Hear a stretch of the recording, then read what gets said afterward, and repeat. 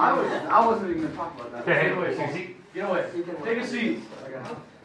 Can I just tell you something?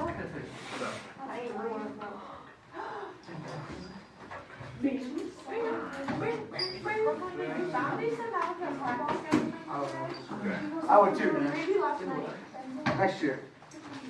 Alright. So today, let's talk about what I want to do today. I want to take a few notes today. Once we're done, I'll give you some time where you can work on your page 396.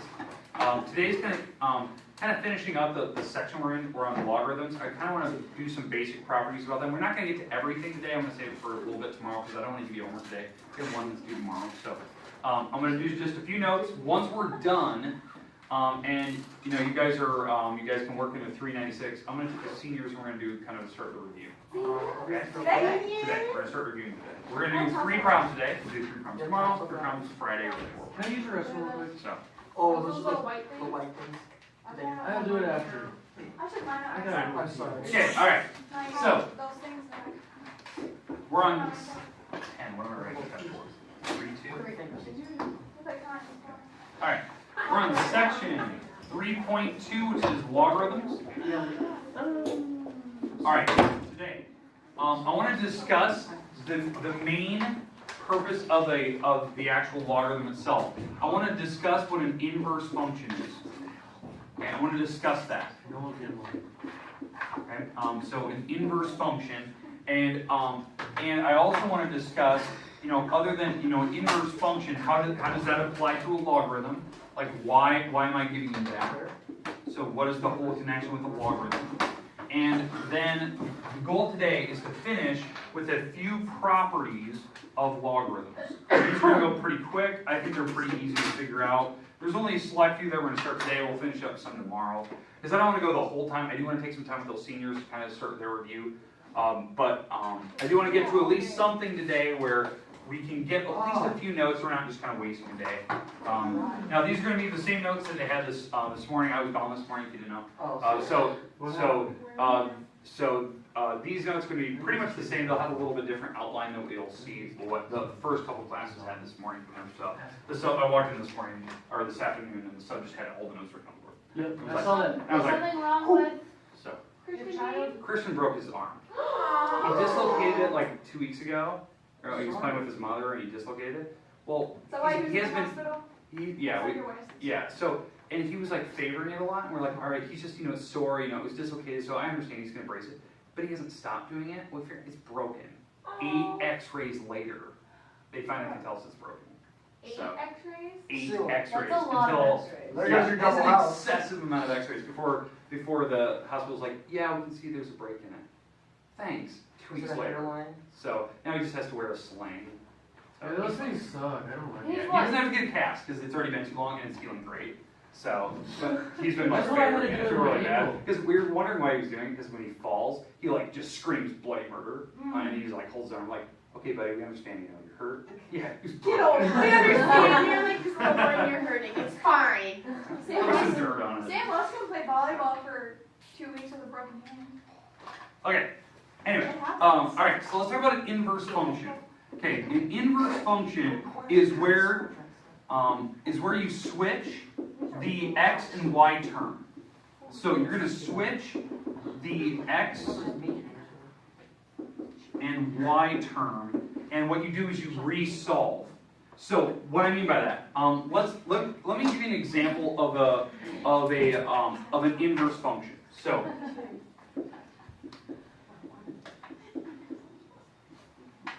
Okay, so, hold on. Alright, this particular problem, this is a function. You can plug numbers in, it spits out answers, right? Well, what an inverse does is, instead of, you know, plugging x's in and spitting out answers, you know, for y's, you can start with the y answers. Now, why you'd ever want to do that in like a business situation, you know, maybe the x's are like the actual items you're selling, and there's some formula that tells you like your total sales. Maybe you want to know like when will you hit a total number. So you're going to plug a number here and actually solve for x. And you want to know like how many items you need to sell before you hit your first $1 million or something like that, whatever your company is. You want to know like when you're going to break even. That's what we use inverses for. It's not what you're plugging in, like what you're in control of. You think about long-term goal. and you set your goal for yourself. Well, what an inverse does, you switch the x and y like this. Right? You switch the x and y variable, like you physically like switch them, and then what you do is you resolve for y again. So to solve for y, I would multiply the 3 across, so 3x equals y plus 2, and then yeah, you subtract the 2 over. And this, what you're looking at right here, this is the inverse function of the original. So this thing, this number that you're finding here, this is actually what you're looking for. This is like, you're plugging in your actual, like, your goal, like I want to hit $1 million. And you're trying to figure out what do you need to get, like how many items do you need to sell to get there? Or like when will I break even? So maybe you're going to plug 0 here, where I break even, I'm not in losses, but I'm like above 0. So you plug 0 here and you solve for x to see, well this is what this does. You can plug in 0 and it'll actually tell you, just like instantly, it'll tell you, it'll fire your answer. Like, oh, I need to do like -2 or something like that. Right? So that's the idea. That's an inverse function. And how they name this is the original function. The inverse function is this. Well, what they do is they name it this. They call it a function of x, right? But they put a little -1 on it. They put a little -1. That means the inverse function. It's the opposite of the other function, which is the original f of x, which is this one. Okay, so that's what an inverse is. I think sometimes you see that in Algebra 2. It's not really a big deal. It's just one of those things I wanted to discuss with you, because if you didn't know what an inverse was, maybe logarithms don't make sense to you. Because that's what a logarithm is. We're trying to like reverse engineer the problem to figure out like what my power is. And that's kind of what we're doing. We're rewriting the problem differently so we can solve for the power instead. You know, in this case I wanted to solve for x, so I rearranged it. Okay, and that's the idea. Okay, but that's kind of the idea between the inverse function and a logarithm. So let me get rid of this. That was a crude example.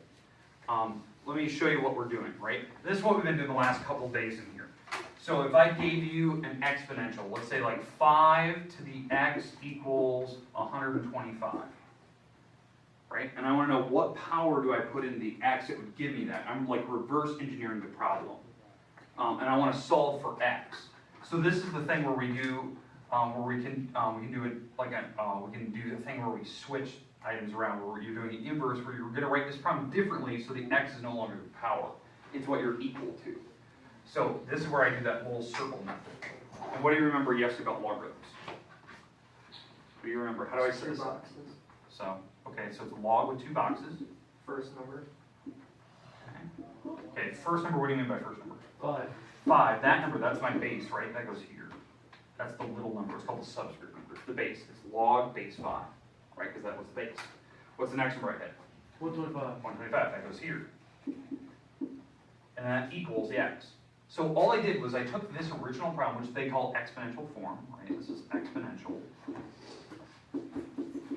And they rearranged it so it's like it's a reverse problem. It's almost the opposite. I'm not getting a number over here. Now I'm finding x. So I'm putting x like what we solved for. So it's kind of like you're rearranging the problem a little bit. And this is logarithmic form. And that's what a logarithm is, right? It is like a glorified inverse operation. It's an inverse function.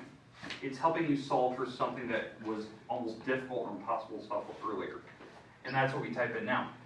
Some of you, I think we had 2 calculators in here. You could just type it like this. You guys could enter the 5 and the 125. For everyone else, we had that little shortcut. What was the shortcut we used yesterday? Log 125 divided by log 5. Good. Log 125 divided by log 5. And what this is called the change of base formula. How I remember this, the 5 drops out the bottom, whatever that base was, it drops out, and that's what we're writing here. And this is what you type in your calculator, and it actually tells you the number 3. Right, that's my power. 5 to the 3rd power is 125. Okay. All right, makes sense? Someone? Yeah.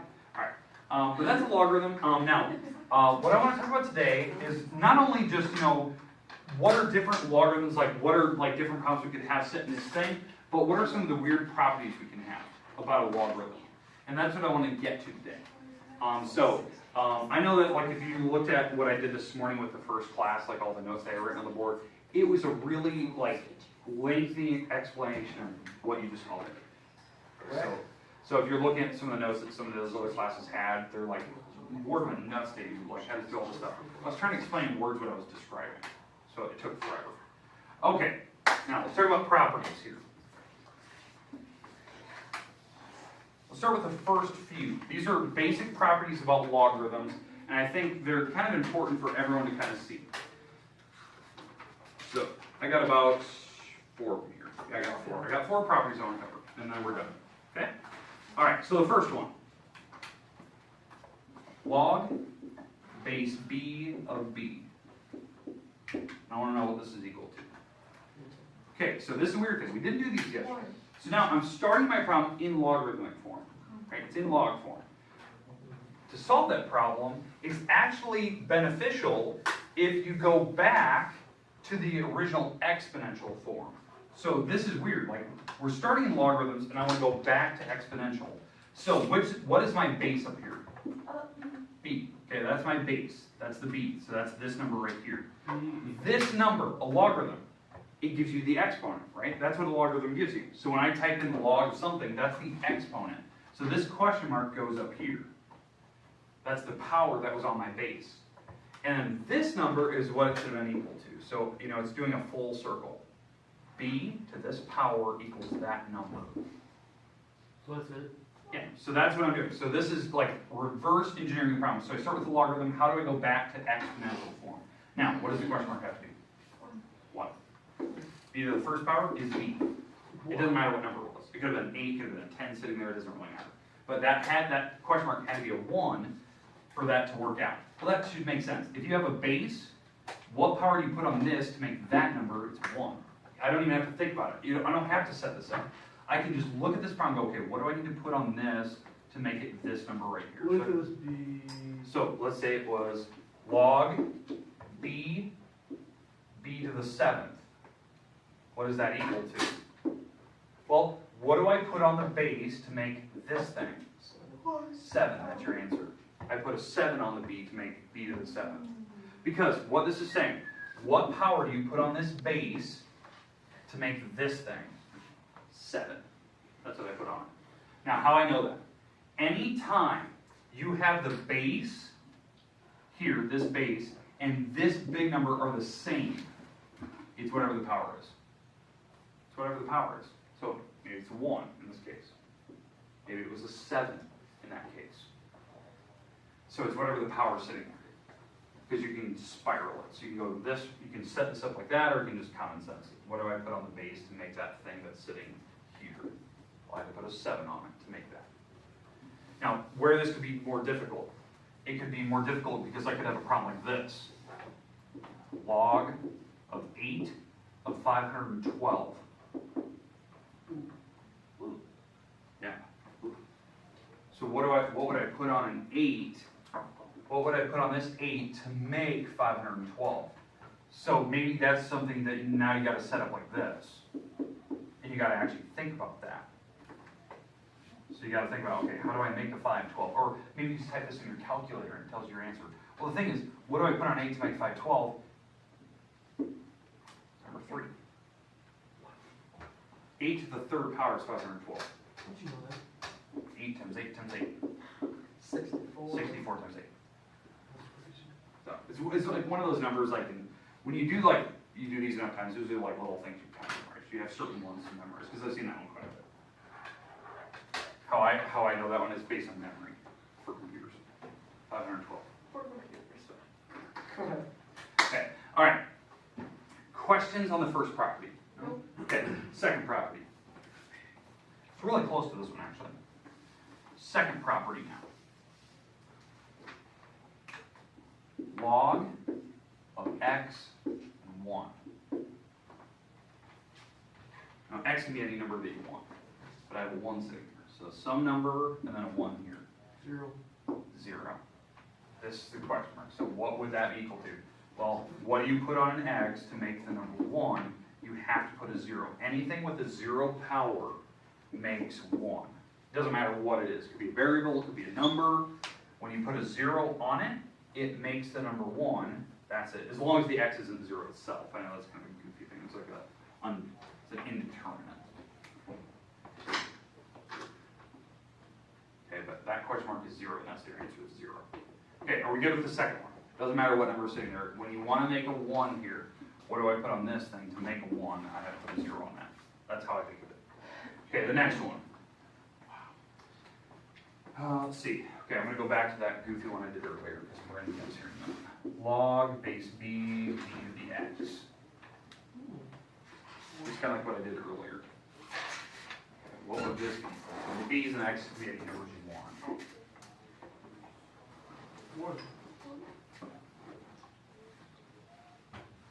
Negative 1. It was the same thing I did earlier. 1. X. I said You said x? I thought you said 1. no. It's I x. said X and you didn't say anything, so I'm like, what? I didn't hear x, sorry. Oh, So, but it's x. So Allie got it right. So it's x. Now here's the reason why. When you have a power, this is one of the things we're gonna talk about in the next couple days. When you have a power on a logarithm like this, so you have some log, base, right, and there's a power. This thing can drop out front when you have powers on. They can drop out front, so it's x log b to the b. You can put the power up front, and these are just being multiplied together. Okay. And so this thing is actually the numbers that most of you were saying. When you have log base b to the b, what power do we put on this to make this? 1. So this whole thing is 1, this, and I have to take it times x. So it makes x. That's why it actually works. So that's actually called the exponent rule for logarithms, the power rule. That I can drop the power out front and just multiply it on the front. So it could be any power up there. But that's how you do it. And again, we talked about that log base b. So technically there was a lot of correct answers in here for the most part. Okay, now, the weirdest, most goofiest thing I can give you. X log x to the 4. Now, what you're looking at here, this is the power on this thing.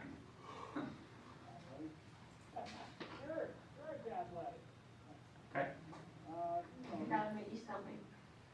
Yeah, it's a tough one. What Alright. am I solving? So it's going to be log What? 1. What am I solving for? You're going to try to figure out what this is equal to. So it's going to be 4x. Say some numbers, what do you think?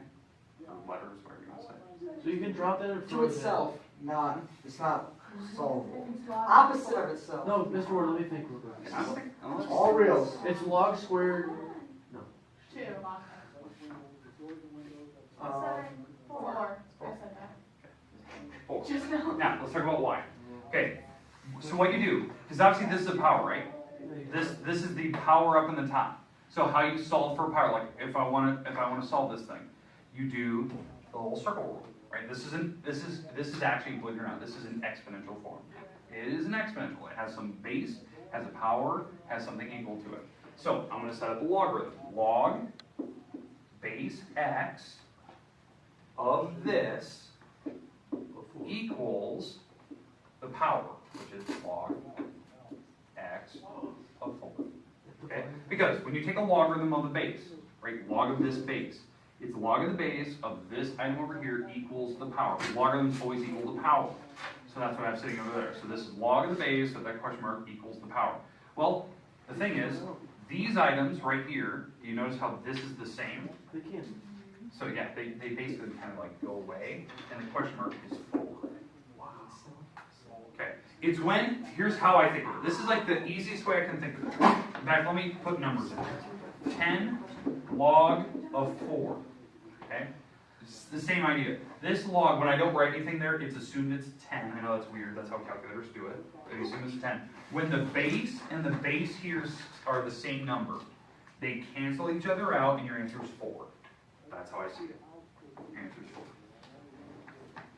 Even though I know that was up in the power, but that's the idea. The bases actually cancel each other out because it's kind of like you're doing a radical. It's like you're doing a certain type of root, and you're going to get 4 for an answer. Okay. Questions, comments about some of the weird properties we talked about today? I know that's like a crash course in some of the weird stuff that you can get, like kind of easy calculations with logarithms, like really fast things. These are things that can help you and save you in like certain situations, like on ITBS testing, math testing, ACT testing. Like these are questions that they could throw at you, and they just want to know what the answer is. It's a really fast, like 2-second problem. Okay. Questions? Done. All right, so we're done for the day. If you want, you can work on your page 396. I know some of you might have already turned it in. That's fine. I think today will be I think somebody's coming today to actually work on the test. So this is the last day that I think people are coming in. Did you get mine graded? So, I'll look. I don't know. So I'll look at that. But I'm actually going to put those test scores online today because I think the last person will be coming to practice. So. All right, seniors, make sure you have your practice semester test out. So let's go through a couple problems. I want to go through about 3 of these, or at least set them up and have you solve them out. Okay.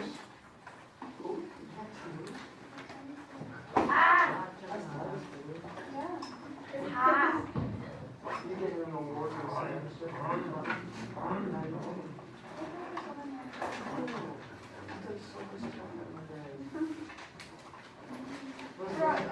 Yeah, Bill scholarship. I don't know. Bill scholarship? That's a thing. They should have one for the Vikings, shouldn't they? They sent something out or what? Yeah, it should have said, Jan said she sent me a letter. You should have got it yesterday. Is anyone getting to work tomorrow? Well, you should have, I'm not kidding. Yeah, I got mine. I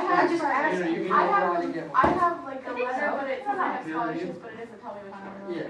Did you get a Yeah, letter it home? doesn't say anything. It doesn't tell me which one. That's what I'm asking about, did you get the letter? I said I got scholarship. Yeah, I'm getting a scholarship and More. Okay, all right. two weeks for now. Seniors, do you have your practice semester test out? I think Okay, I'm all right. Now remember, kind of what I warned you of. Semester test for seniors, that's Monday coming up. Shoot, so kind of keep that in mind. That's your Monday, Tuesday coming up here. This assignment, that's 396. That assignment and the next one we're going to get tomorrow, that's your last 2, plus this practice, which we're going to kind of do 3 problems today, 3 problems tomorrow, whatever's last Friday. Remember, there will be 2 more problems from this chapter we're doing right now that will be added on to the bottom of your semester test. So it'll be something about logarithms and getting solved. Okay, so it'll be something straightforward, okay? Because that is a major part of pre-cal, is knowing logarithms. Okay, so let's go through this first one. This first problem, I actually give you the hint. The hint will be on your test. That is actually the formula you're going to use. So S equals R theta. Now, what that formula is, if you can see it, this is the radius of your circle. This is your angle, but now the angle is not in degrees. It's actually in radians. So we will have to know how to convert radians and or degrees into radians. And then this S is actually arc length. That's what it stands for. Arc length is the distance along the circle. It's the actual distance, like the pie crust. You're actually, if you're eating a piece of pizza, it's the actual length you're actually looking at it. So what we have to do is we have to figure out the angle that your clock is moving, because that is a circular path that you're moving on. We have, the radius. What's the radius of my clock? 6. It's what? 6. So that's my radius, right? That's here, that's 6 inches. Okay, so now what we need is we need the angle that we're going at. Well, they give me a hint. I went from 12 to 4. That's 12 to 4. That's 12 o'clock to 4 o'clock, right? So that, if you want to know what that is, it is, if you take 4 divided by 12, because there's 12 hours on the clock, that is a third, right? That's 1/3 of the full rotation. Think about it. 4 divided by 12 is 1/3. If you simplify the fraction, that's a third of the entire circle, which is, what's a full circle? 360. So you're taking 1/3 of a full 360. 1/3 of a full circle. So 1/3 of that is 120. That's your angle that you're actually moving at. It's 1/3 of a full circle. That's the answer? No. Oh, I was gonna say. No. Now, the question that they asked for, how far did you move? How far did that hand on the clock actually physically travel? That means you have to plug your angle, which what do we have to do with this angle? We have to convert to radians, and we're going to take that times my radius. So we're going to take the number. What was that? I did convert it to radians. Okay, to radians. So my 120. To convert it to radians is what we did. You take your angle, you take it times pi over 180. That converts it back to radian measure. Okay? And if you want to go back to degrees, you flip that fraction over. So, but when I multiply this is 120 over pi over 180. So that's how I multiply 120 times pi over 180. I just make it a fraction. If you want to simplify the fraction, that's easy. I can cut off zeros, divide 12 and 18 by 2's. So it's 6 over, actually I divide by 6 here, right? So it could be what, 2 over 3, something like that? 2 over 3. 2 pi over 3. But anyway, but my angle, I take that angle to 120 pi over 180. I take that times my radius. What's my radius? 6 inches. So I take this times 6 inches, and that gives me how far I traveled on the circle. 12.5. 12 point what? 5.7. 5.7 inches. It's in inches because that's my length. So I traveled about 12 inches. And that should make sense. You know, going from here to here, that's longer than 6 inches. It looks longer. It's like an actual path. Circles are deceiving. Like, it's really hard to tell the distance you're traveling on a circle. It's actually longer than you think it is. That circle may be 2 feet, 3 feet around.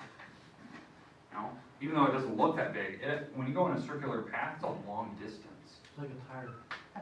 Yeah, a tire on a car, that's a really long distance you don't even realize. A tire could be 12 feet around, even though it doesn't look like it. So it's big. The bigger the radius, the bigger the actual number is. Okay, are we good with that first one? It'll be something like that. You know, it'll be some type of problem. I'll give you a radius, I'll give you some type of angle. You just have to figure out how far you traveled. It could be 2 decimal places or exact answers. What I mean by exact answers is you just take the 6 times top and just leave the fraction. Like, that's an exact answer without writing decimals down. So, okay, we good with that? Okay, let's move on. Second problem. Okay, these are easy, so that's why I want to do number 2 and 3. These problems just require that you know SOHCAHTOA. Okay. Oh, and by the way, on your semester test, you can use your property sheet. I was just literally going to ask. Yeah, so that property sheet that I gave you, if you have it, you can use it. I have it on my website. Okay, but anyway, so here's this problem. This is a SOHCAHTOA problem. The reason why I know it's SOHCAHTOA, it's a right triangle. So I don't need to do, I can do Pythagorean theorem, I could do anything else. But again, I'm using SOHCAHTOA, okay? So sine, cosine, tangent, right? So what I would do on this, I would read the instructions, kind of see what they're asking for. They're asking for, you know, the distance labeled on the picture, how far it is across the lake. So let's label the wall. So here's my angle. What is this wall called? Opposite. Opposite wall, okay. And this wall? It's adjacent wall. So when I look up here, which one uses opposite and adjacent? Okay, it's that one, tangent. That's how I know. I label the picture so I know which one to use. And again, it's always opposite, adjacent, hypotenuse. Those are your only labels you can use, right? So we're using tangent. So tangent, the formula for tangent is tangent over your angle equals the opposite wall divided by adjacent. That's why I give you SOHCAHTOA. Now, because O and A, that's opposite over adjacent. That's your formula. It's actually telling you your formula that you have to plug. Do I need to walk through that one, or you guys think you plug the numbers and solve? You have to multiply by the 630 because... Yeah, because it's on the bottom. So yeah, you have to multiply across. So you will have to make sure your calculator's in degree mode. So that's one thing you'll have to make sure of. You'll need a calculator. So be aware of that. Okay, we good though? Yeah. Okay, let's move to the next problem. This will be our last problem today.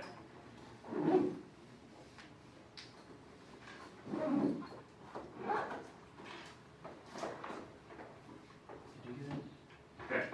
Okay, number 3. The thing you have to do on this problem, you have to draw the picture. So what quadrant am I in? You're going to have to figure that out. They're going to give you some hint. They'll tell you how, you know, it could either be the positive negative chart, you know, where they say, oh, cosine's positive and sine's negative. So you got to figure out where that's at. So cosine's positive and sine's negative in the 4th quadrant. So you got to figure out what quadrant you're in. Haley Mullins, come to the office, please. Alright, so we're in the Mullins, 3rd, please so I'm come going to the draw my office. right triangle. So here's my right triangle in the 3rd. This is where my angle's going to sit. Okay? Because again, I always go back to the x-axis. What does cosine stand for? Opposite over hypotenuse. No.